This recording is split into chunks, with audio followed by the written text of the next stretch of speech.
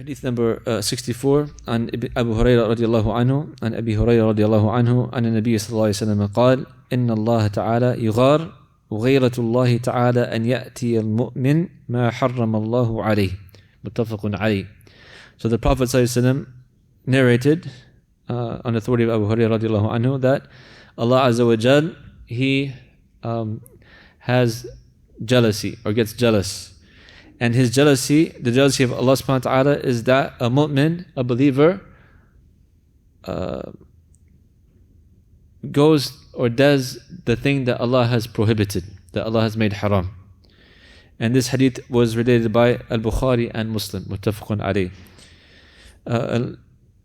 Al-Ghira, muharram is like anything that Allah subhanahu wa ta'ala has made, impermissible, obviously. Al-Ghira, jealousy, it's not the way that, of course, any human beings have jealousy, right? Because humans, they have jealousy over something that they can't have, for example, and Allah subhanahu wa ta'ala has everything. So of course, His jealousy is not the same as the jealousy of the believers, but it is an attribute of Allah subhanahu wa ta'ala. And like we say with any attributes of Allah, لَيْسَ كَمِثْلِهِ شَيْءٍ وَهُوَ السَّمِيعُ الْبَصِيرُ, that there is nothing like unto Allah, and He is the all-hearing, the all-seeing. Right? So we affirm the attributes that He has affirmed to Himself, and we negate anything that has a resemblance to what we can see or what we know about. Right? Anything you can see or think about is not like Allah subhanahu wa ta'ala. So if Allah, He says He is, angry, it's not like the anger of the human beings. If Allah subhanahu wa ta'ala is happy, it's not like the happiness of the human beings. If Allah subhanahu wa ta'ala says that He's jealous, He's not like the jealousy of the human beings. It's a manner befitting His majesty, right? In the sense that Allah subhanahu wa ta'ala, His is the kingdom, right? He's given us everything and He owns everything. So it is shameful for one of us or any believer to use the thing that Allah has given you as a gift to sin against Allah subhanahu wa ta'ala, right? And that's why it says that Allah subhanahu wa ta'ala is more jealous of His servant to, what do you call it? Like, basically go against His edicts or go against His commands. Because it's not befitting for us to do so. And anything that Allah subhanahu wa ta'ala has made haram, there is a detriment to humans in that thing. Right? There's something wrong with it. It's something that's going to harm you. Allah doesn't need to make anything haram for, no reason. Anything Allah has commanded us to stay away from, it's for a reason, whether we know it or not. But it's for our benefit. So when Allah tells you to stay away from something, then stay away from it because Allah knows what's best for us. He's the one who created us. He is our creator. He knows what the creation needs.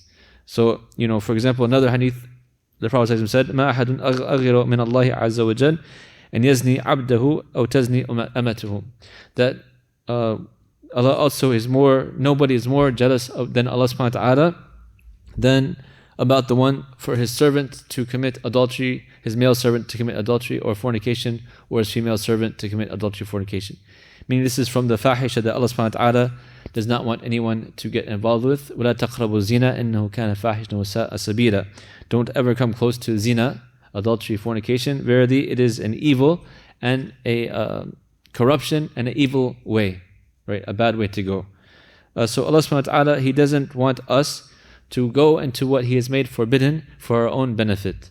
Because there is fahisha, there's corruption, there's evil, there's misguidance, there's something detrimental to it. And every single thing that you see that Allah subhanahu wa ta'ala has made haram, we can basically see there's some hikmah behind it. Like we know for sure there's hikmah behind it, but many times we can actually see what the hikmah is. And certain foods, they are detrimental to the body. They can hurt the body, they're harmful to the body, that Allah has prohibited, right? Alcohol, it corrupts the mind. It leads to so many miseries. People becoming addicted, people ruining their families, people committing murder, people having drunk driving accidents, so many different things. Gambling, how many people have lost their livelihood because of gambling? Lost all their wealth, hurt their family, right? Zina, how many broken families are there because of fornication? How many children born out of wedlock? How much corruption, how many sexually transmitted diseases? How much corruption of the mind through the pornography industry?